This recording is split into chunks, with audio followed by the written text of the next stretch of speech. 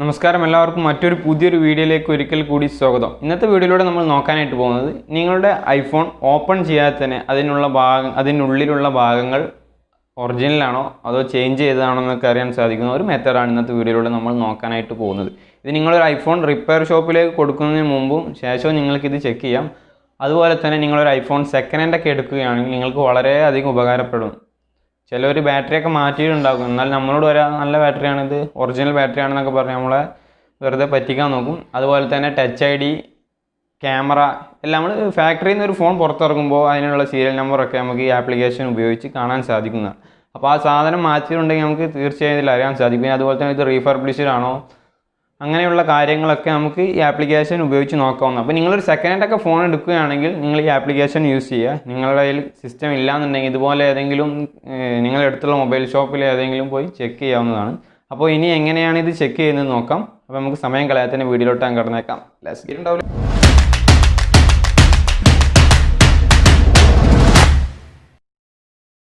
നമ്മൾ iPhone check ചെയ്യാൻ പോകുന്നത് സിസ്റ്റം ഉപയോഗിച്ചാണ്.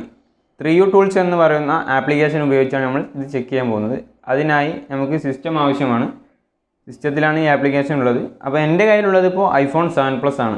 ഏകദേശം ഇത് റിപ്പയറിങ് ഒന്നും ചെയ്തില്ല, ഇതിൻ്റെ ബാറ്ററിയും ഡിസ്പ്ലേ ഒന്നും മാറ്റിയിട്ടില്ല, ഫ്രഷ് സാധനമാണ്. അപ്പോൾ ഇനി നമുക്കൊന്ന് ചെക്ക് ചെയ്ത് നോക്കാം. ഫസ്റ്റ് നമ്മൾ ചെയ്യേണ്ടത് സിസ്റ്റമായി കണക്ട് ചെയ്യുക എന്നുള്ളതാണ്. പിന്നെ ഈ 3U ടൂൾസ് എന്ന് പറയുന്ന ആപ്ലിക്കേഷൻ ഡൗൺലോഡ് ചെയ്യണം.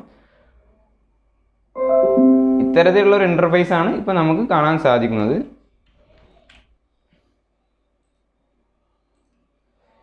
അപ്പോൾ ഇതിൽ നോക്കിയാൽ തന്നെ നമ്മുടെ ഐഫോൺ ഏതാണ്, പിന്നെ ജെലിബ്രേക്ക് ചെയ്തിട്ടുണ്ട്, ആക്റ്റീവ് ആണോ, അങ്ങനെയുള്ള സീരിയൽ നമ്പറും IMEയും കാര്യങ്ങളൊക്കെ ഇവിടെ കാണാം. ഇനി നമ്മൾ ചെക്ക് ചെയ്യാൻ പോകുന്നത് വ്യൂ വെരിഫിക്കേഷൻ റിപ്പോർട്ട് എന്ന് പറയുന്ന ഒരു ഓപ്ഷൻ ഉണ്ട്. അപ്പോൾ അതിൽ ക്ലിക്ക് ചെയ്യുക. അതിൽ ക്ലിക്ക് ചെയ്താൽ തന്നെ നമുക്ക് ഫസ്റ്റ് ഏതാണ് നമ്മുടെ മോഡൽ, ഡിവൈസ് ഐഫോൺ 7 Plus. അതുപോലെ തന്നെ ചില മോഡലൊക്കെ ഉണ്ട്, അതായത് നമുക്ക് മനസ്സിലാകാൻ പറ്റാത്ത രീതിയിൽ ആൾട്ടർ ചെയ്തിട്ടുണ്ടാവും. കാരണം അതിൻ്റെ ഇപ്പോൾ XR ഒക്കെ 11 മുതൽ ആക്കാനുള്ള സെറ്റപ്പൊക്കെ ഇപ്പോൾ ഉണ്ട്. അപ്പോൾ ചിലവർക്കത് പെട്ടെന്ന് മനസ്സിലാവില്ല, സെറ്റിങ്സിൽ പോയാൽ മനസ്സിലാവും. എന്നിരുന്നാലും നമുക്ക് ഇതിൻ്റെ ഫസ്റ്റ് തന്നെ ഡിവൈസ് മോഡൽ കാണാം. അതുപോലെ തന്നെ ഡിവൈസ് കളറ്, അങ്ങനെ എത്ര GB ആണ്, 32 GB ആണ്. പിന്നെ സെയിൽസ് മോഡൽ, ഏത് ഏരിയ നിന്നാണ് ഇത് സെയിൽ ചെയ്തതെന്നും നമുക്ക് കാണാൻ സാധിക്കും. പിന്നെ Bluetooth address, wifi address, serial number അങ്ങനെയൊക്കെ കാണാം. പിന്നെ മദർ ബോർഡ് സീരിയൽ നമ്പർ.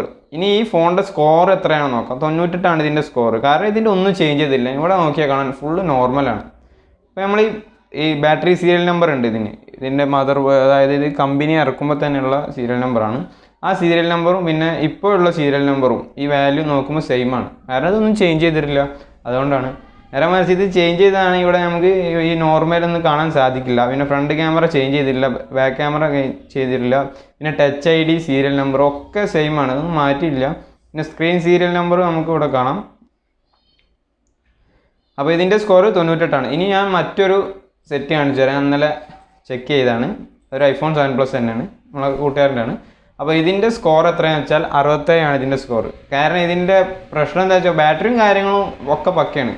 നമ്മൾ സെക്കൻഡ് ഐഫോണൊക്കെ എടുക്കുമ്പോൾ ചിലപ്പോൾ പല കാര്യങ്ങളും അതിന് മാറ്റിയിട്ടുണ്ടാവും.